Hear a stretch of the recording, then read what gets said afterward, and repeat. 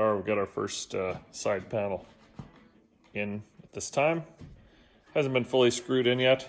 Those are rib nuts behind there where the holes are. So, as I had mentioned before, where the bed piece is at the top, that piece is rib nutted underneath, as is the bed piece on the top. And it's supported on the floor here. And so there's going to be no problem weight-wise.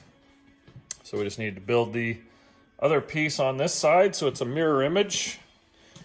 And we're just going to lay that out, draw our template, and put it up and get some holes in and get it up on the other side.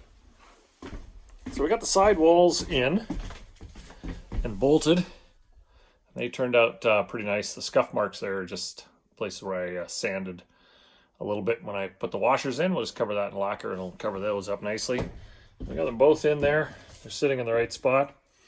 We got our second piece of floor in with our kill mat underneath, and also our Reflectex. And so we use these. We countersunk them with a 1-inch router bit and found something to grip into. So that side and that side, and also at the back we have 2 in there, and they're very solid. So what we're going to do now is that cabinet here is going to slide straight through the middle and be screwed to the floor. And what happens is on this side here, when we're done, we'll have a slide drawer there that will put that refrigerator freezer.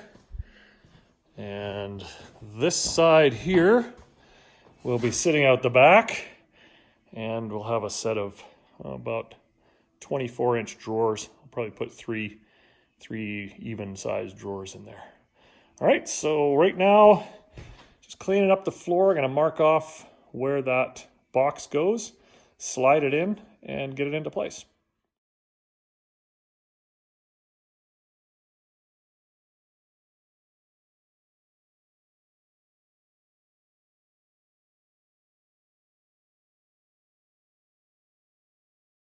All right, so there it is.